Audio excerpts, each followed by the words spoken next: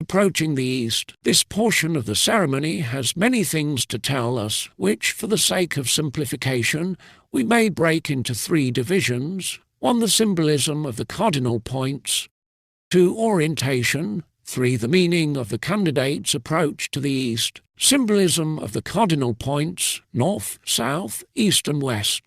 Mackey uses as an illustration of this the fact that the sun in its summer journey never passes north of 23 degrees, and that a wall built anywhere above that will have its northern side entirely in shadow even when the sun stands at his meridian.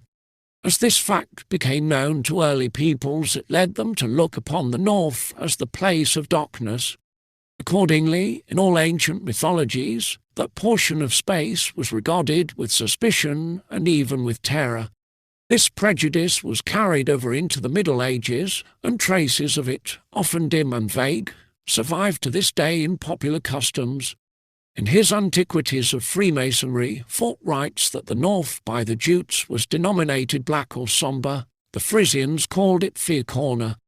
The gallows faced north, and from these Hyperborean shores beyond the north everything base and terrible proceeded. To the churchmen of medieval times it carried a like sinister meaning, as we may read in animal symbolism. In ecclesiastical architecture, the north is the region of meteorological devils, which, under the dominion and leadership of the prince of the power of the air, produce storms and convulsions in nature and foster unruly passions and deeds of violence in man.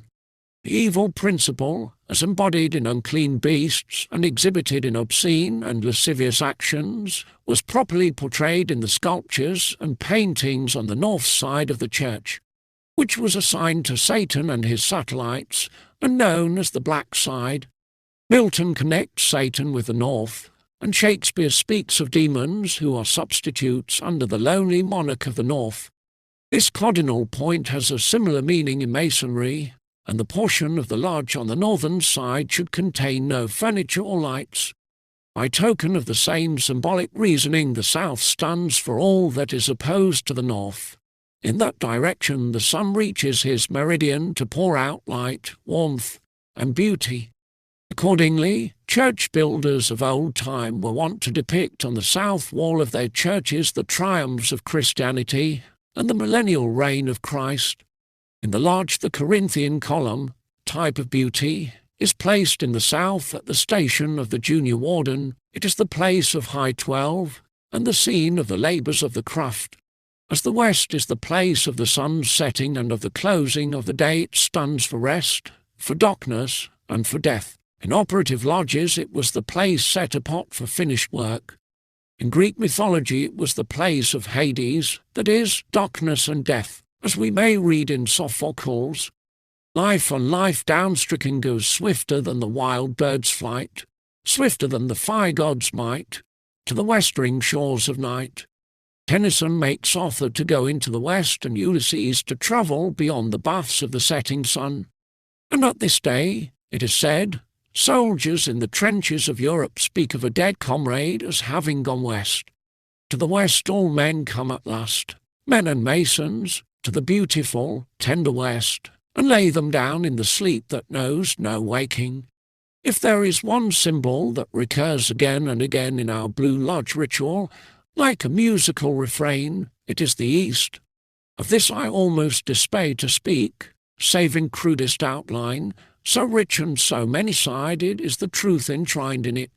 As the centre of gravity is to the earth, and all things thereon, so is the east to a Masonic lodge. The master sits there, the representative of a complete humanity. The blazing star shines there, the mystic G at the centre of the rays. It is the bourne, the goal, the ultimate destination, towards which the whole craft moves. How it came to have this significance for early societies, as well as for our own, may be made clear as we turn our attention to orientation. In early Egypt, as Norman Lockyer tells us in his Dawn of Astronomy, the most brilliant of all works on orientation, and as authoritative as it is readable, it was the custom to dedicate a temple to some planet or star, to the moon in one of her phases, or to the sun at one of his various periods. Originally, perhaps, a majority of the temples were dedicated to the rising sun.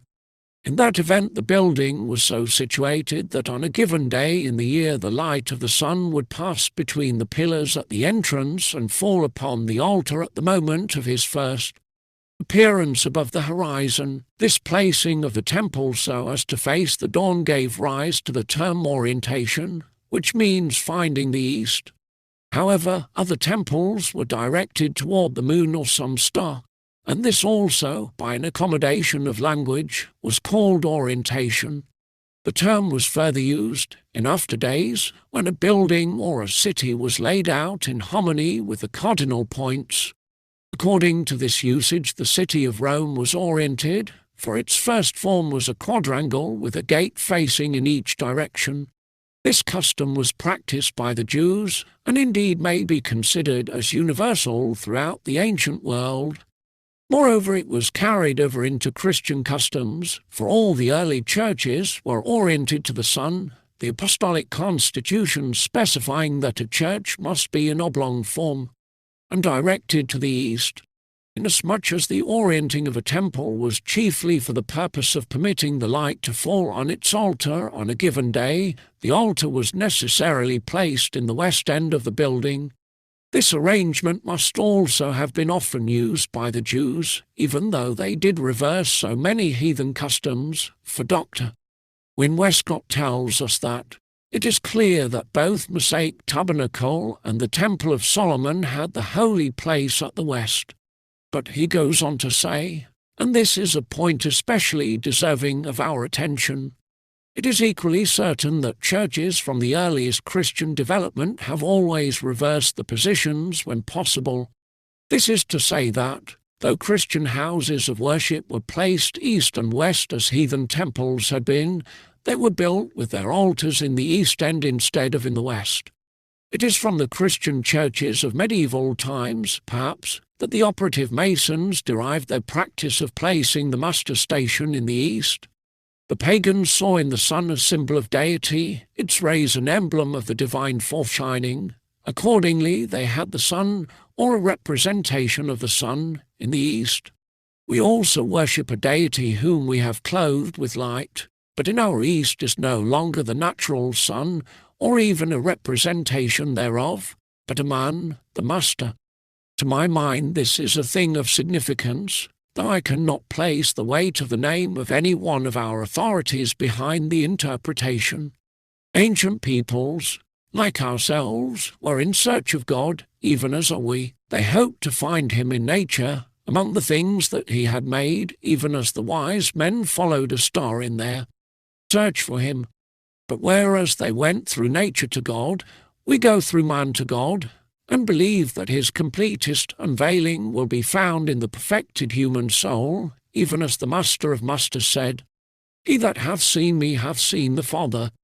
If this interpretation of the East is valid, as I believe that it is, the candidate's approach to the East is a symbolic art of far-reaching meaning, for it signifies nothing less than that he has tuned his will toward the perfecting of his own human nature in order to enter into communion with the divine. If he is compelled to advance by a certain regulated manner, it is in token of the fact that the soul itself is a realm of law, and that he who would reach the soul's highest development must walk in harmony with the spirit's laws. And if, in the succeeding degrees, his manner of approach approximates more and more toward a perfect step, it is in recognition of the necessity of gradual and orderly progress in the highest growth. Always and everywhere, in whatever condition or task a man finds himself, if he would go up into the seer's house, he must mount by those virtues of purity, beauty, and truth which are the hidden laws of the heart. Excerpt from Symbolical Masonry by H. L. Haywood.